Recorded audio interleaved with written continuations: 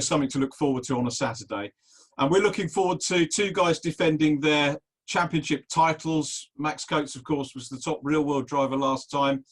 And I'm going to start with Dave Marshall, the reigning overall champion and the sim champion. Dave, how good was it to have won last year? Yeah, it was a fair feeling, if I'm honest. Such an accomplishment, especially with the grid the way it was. You know, it wasn't a case of you just go into an esports race and you walk it. You know, there was a lot of effort put into that. You know, practicing, you know, an hour a day for, you know, the full week in preparation. You know, probably 400 laps in total. And yeah, it was, you know, it was good to actually get the results and, you know, put it all together. And yeah, what an experience, and looking forward to this season. Max, same with you. I mean, it's good for the championship to have a defending champion coming back from the real world. So what did that mean to you last time out? I was really chuffed when I'd won it. It was my first win of the series. I think was how I ended up kind of clinching the title. So that was just a mega feeling. You know, the sim lads, as kind of I tend to call them, seem like aliens on there. They just seem to be unbeatable. So when any of us from the real world of normal racing manage to get one over on them, it's a bit of a feeling. But yeah, it was great to win the championship. I think the championship always kind of justifies a full season's involvement and effort. So it's a greater feeling than just the one race win. But yeah, it was great, and now I've got a pretty significant simulator to go on as well. So that's cool.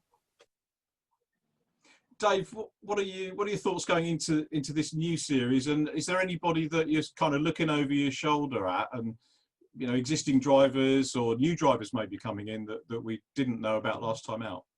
Yeah, so I was chatting to Max about this actually, and I think it's probably fair to say there was sort of a select few sim drivers and real drivers that were really at the top of the grid and were fighting for the win. Going into the second season, already looking at the timing sheets, you know, I think it's fair to say the top drivers haven't pulled away any, but everyone else has just really closed the gap. So Max was saying before, you know, he's thinking like looking at the grid and going, well, I could be third, and if I lose a 10th, I'm 15th. And that's exactly the way I feel, you know, like the separation between sim and real life before was, you know, you could see it visibly on the grid. This time it's not at all that case. You know, you could look down the timetable and it'd be sim, real, sim, real, sim, real. Like, yeah, it's incredibly close. I would say you're looking, Jack Mack is obviously going to be up there fighting for it and wanting redemption. But to be fair, a lot of the real drivers I'm also worried about. For all I'm not competing in that same championship regarding the leaderboard, you know, you still want to win the race. So the likes of Mike Epps and Max himself, like, you know, everyone's capable of winning at the moment. So. And any other sort of new names that weren't in the series last year that stand out for you, or that you might have been up against in other series? Yeah, so just the championships have been doing with VRRC at the moment, the League of Champions and whatever, which has been really successful. We've seen the likes of Robbie Stapleford come through. He was on the scholarship. Yeah. So genetic scholarship driver. Yeah, he is rapid behind the sim. And yeah, when he gets the bit between his teeth, you know, there's no let up. He's coming for you. So yeah, Robbie's definitely going to be watched. Mike Epps, as I said, is going to be another keen one to watch.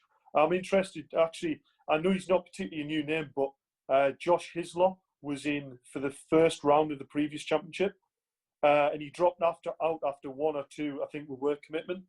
But his pace was straight away right up with what it should have been. So I'm really interested to give him a race and see what he had over a full season. And Max, what about yourself? Anyone that is going to stand? I mean, it's a strong grid again, but anyone that stands out that you're going to be looking for?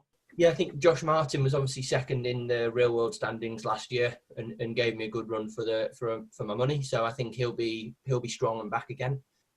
Josh Hislop, like Dave's just mentioned, he was leading the real world standings until he had to pull out. So it'll be interesting to see how he goes over a full season.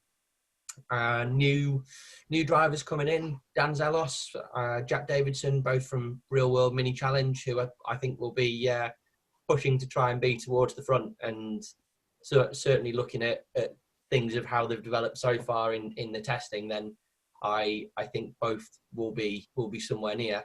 I think Mike Epps will be strong. He's done a lot of sim racing, but has a strong real world racing background too. So I think they'll all be strong. I don't think Luke Kidsley will ever be far away. We had some good races with him last year, and there's Rob Butler back again. There's Isaac Smith, who's had podiums in Real World Mini Challenge. So yeah, the grid is strong. And last year was pretty much a groundbreaking. Oh, we lost Dave here, so a bit of an edit. You lost your picture, Dave. Sorry about that. I think I'm back. That's what he'll be doing in my mirrors. Last year was groundbreaking, really, for the champ. We've seen a lot of others try and follow what VRRC and everybody involved in the championship did first on lockdown. And part of that was the terrific prizes that we had. So, Dave, tell us about what you got out of it and what you've yet to get out of it as well. Yeah, so, I mean, bit of a once-in-a-lifetime opportunity, really. You know, winning that, the prize was a funded round in the mini challenge in the Cooper class, which, you know, I had a good talk with Anthony and, you know, went through Christina with Accelerate. And yeah, we decided that, you know, going into this season during COVID, from sponsorship side and you know, the way in the publicity to push it just wasn't really there, with us only being able to bring a select amount of people. And, you know, we want to bring Rich up with the VRRC truck and do a real show. You know, chuck me on the sim, probably chuck Max on the sim as well.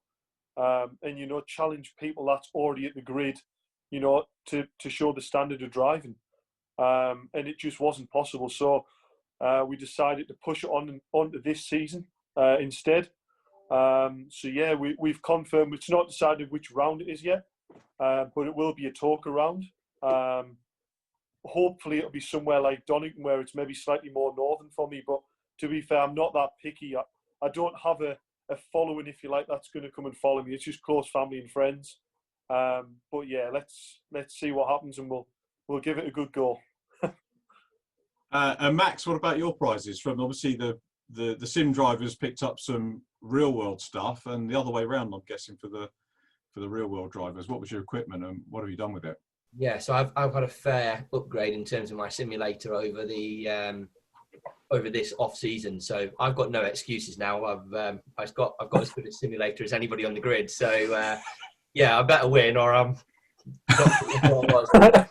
yeah, so I've upgraded now with a direct drive steering wheel, much bigger and more rigid rig for mounting everything to, a better pedal system, upgraded from the Fanatec to the OVPs, which give a proper real world feel. They're essentially the same pedals that you've got in the real world mini challenge car, so there shouldn't really be any difference. But yeah, I think the prizes last year were fantastic, and equally, you know, this year the top sim driver will again win a round in the mini challenge, and a number of the guys from the real world category will have the opportunity to win some more sim equipment. And yeah, that's only going to be a good thing. Final question: any other changes for this year, Dave, that have sort of stood out for you? I know we've got, you know, different track coming in Alton Park, but anything stand out that's different from the last campaign? Yeah, so for all, visually the car looks the same. Underneath it is not the same at all. All the physics have changed for the car. It's a full open setup this time. So last time the setup was, you know, already set on the car. We turned up, we raced it, we practiced with it. This time we can change basically everything you can in real life. There's nothing held back that we can't change. Okay. So yes, it means that, you know, it maybe requires a little more knowledge and required to set the car up, but it also allows drivers who have a slightly different driving style to set up the car differently to help them get a bit more performance out the way they drive. So yeah, the car is quite different. The big thing I said to Max was on the brakes in the last car, you know, it was really easy to lock the brakes up and push the car on into corners, which in a racing scenario just meant, you know, collisions sometimes happened purely out of accident, but just a slight lock up and a slight nudge. Sort of this year, there's not really an excuse for that. The car can have ABS. So the racing's going to be a lot more interesting. There's going to be drivers that really push the car a lot later into the braking areas and try to make the moves work on corner entrance. But also, the car doesn't have the diff settings it did last year. So corner exit is even more crucial than it was last year. And the slipstream's greater. So really, all in all, I think the times will be closer in qualifying, but going into the races as well, you know, the races are going to be absolutely frantic. And Max, you know, building on what Dave's told us there, would you say that your knowledge of the real world car, is that really going to translate to the sim model that's been put together? I hope so. I think the changes that we can obviously make in a real world car and the experience that we've got from making those changes should help. That said, I think the guys that spend their lives on the sim know just how those setup tweaks really work, and it's sometimes a little bit different in terms of how it feels in sim to how it does in the real car. But yeah, I think, you know, the setup change is a big difference for this year. I think the other sort of probably two big differences is we've got Alton Park as a circuit, one that in real life drivers absolutely love. And the second is that we are slightly less in terms of races. So there's only 2 races this time rather than 4. So it'd be slightly less time on the sim for drivers and those watching. But I think it will also mean that people who are maybe a little bit more desperate to get the result because there isn't another set of races to be able to get it in. So I think all in all, it'll make it a bit more frantic. And yeah, that's always good to watch. I think we're in for another. So I was going to say, I think. Sorry, Richard. The other point that I forgot to say was actually the point system for the races as well has changed. So, you know, if you've got a driver who's coming in and, you know, he's 3/10 up the road or whatever, he can't go away from that round with a points gap that you're looking at and going, you know, how has he pulled that many points ahead? So this time, you know, you're coming away from a round and all it's going to take is, you know, one bad race in the next round and the points are going to pull right back level again. So the point system is going to mean you can't let off the gas at all. So. Well, I think we're in for some thrilling Saturdays coming up over the next few weeks. I'm looking forward to it. Max Coates, the defending real world champion and defending overall champion, Dave Marshall, thanks ever so much for chatting to us today. Cheers, Richard. Cheers, Richard.